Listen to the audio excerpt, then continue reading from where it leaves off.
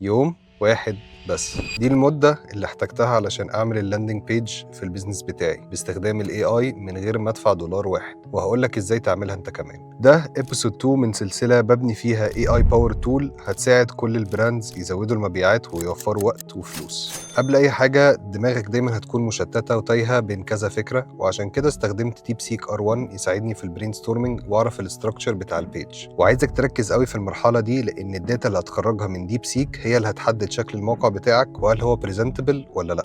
ولحد هنا القوة الحقيقية للاي اي لسه مظهرتش. بعد ما جمعت افكاري وعرفت انا عايز ايه، دورت على لاندنج بيج عجباني ورحت الموقع اسمه lovable.com. والموقع ده ببساطة من غير اي تعقيدات بيعمل لك الويب سايت.